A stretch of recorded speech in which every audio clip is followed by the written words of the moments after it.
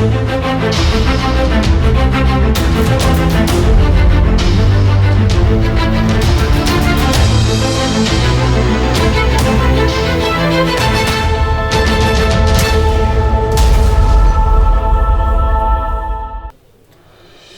Next generation news channel के साथ मैं हूं सपना सिंह और इस वक्त आप मेरे साथ देख रहे हैं पुणे और देश दुनिया की सारी खबरें।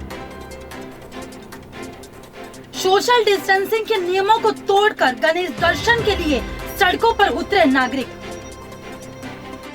जहां सभी मंडल कोरोना के कारण सादगी के साथ गणेश उत्सव मना रहे हैं, वहीं नागरिकों ने सोशल डिस्टेंसिंग के नियमों का पालन न करते हुए भगवान श्री गणेश के दर्शन के लिए सड़कों पर आना शुरू कर दिया है।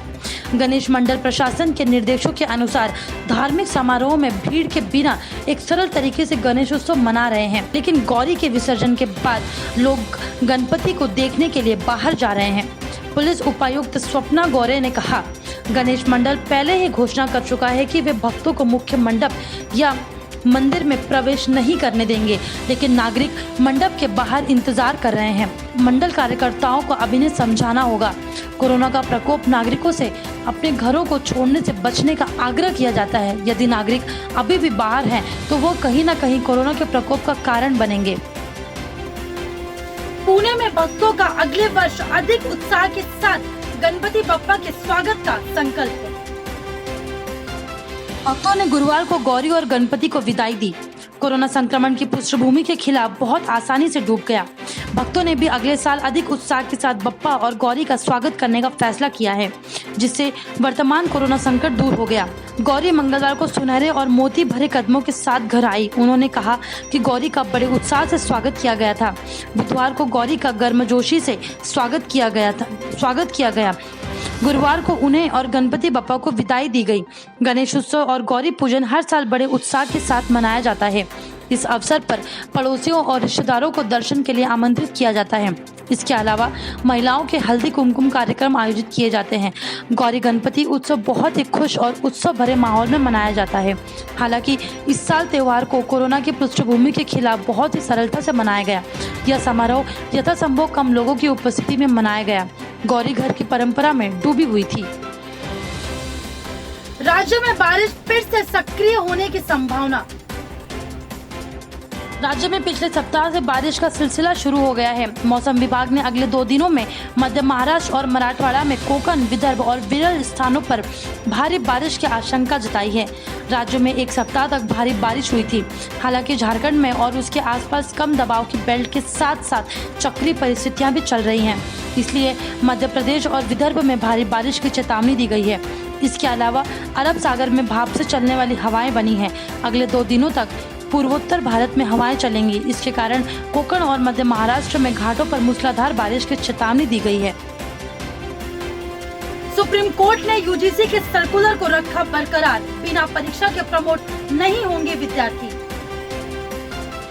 कोरोना काल के मद्देनजर विश्वविद्यालय के अंतिम वर्ष की परीक्षाएं करवाने के खिलाफ दाखिल अर्जी पर शुक्रवार को उच्चतम न्यायालय ने अपना फैसला सुनाया। अदालत ने विश्वविद्यालय अनुदान आयोग के 6 जुलाई के परिपत्र को बरकरार रखा। शीर्ष अदालत ने यूजीसी के दिशा निर्देशों को खत्म करने से इनकार करते हुए कहा कि राज्य के पास परीक्षा रद्द करने का अधिकार है, लेकिन बिना परीक्षा के छात्र पास नहीं होंगे।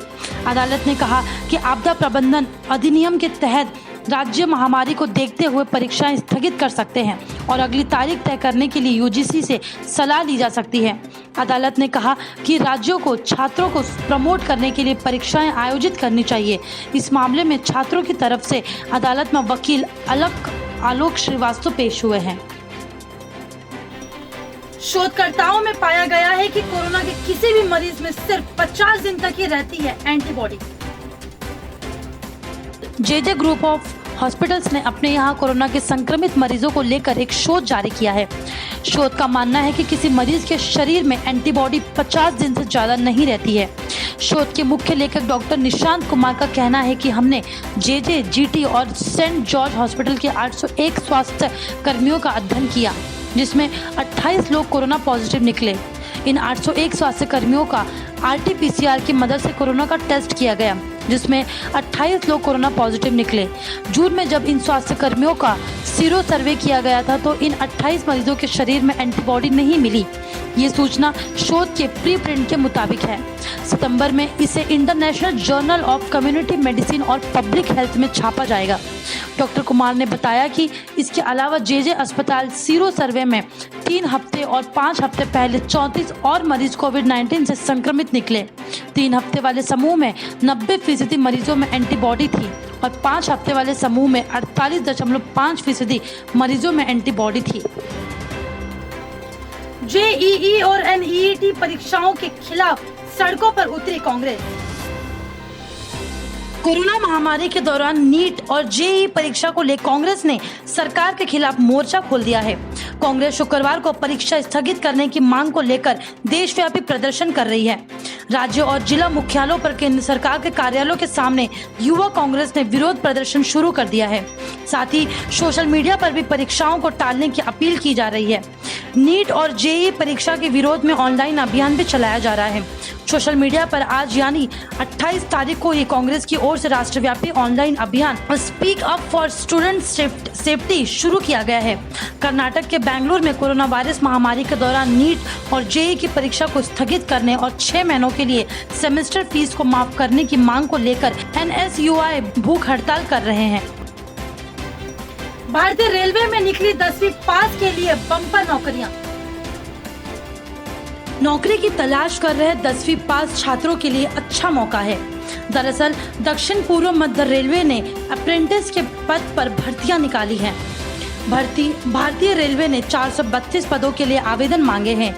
हालांकि इन पदों की आखिरी तारीख बेहद नजदीक है।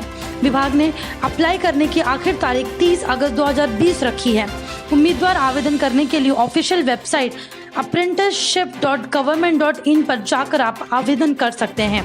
अधिनियम 1961 के तहत COPA stenographer, fitter, electrician, wireman, electronic mechanic, RAC mechanic, welder, plumber, mason, printer, corporator, machinist, Turner और शीट मेटल वर्कर सहित विभिन्न ट्रेडों के लिए कुल 32 रिक्तियों को अधिसूचित किया गया है।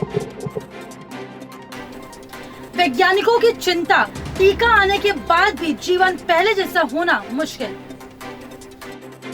कोरोना वायरस को लेकर एक नया शोध कहता है कि कोरोना वैक्सीन देश की 50% जनसंख्या को देने की आवश्यकता है। अगर वैक्सीन देने की क्षमता 100% क्यों ना हो, संक्रमण की चैन को तोड़ा जा सकता है और महामारी के उच्च स्तर को टाला जा सकता है। इस शोध के कई सारे लेखक हैं। इसे अमेरिका के वैज्ञानिकों की ओर से तैयार किया गया था और American journal of preventive medicine में छापा गया था।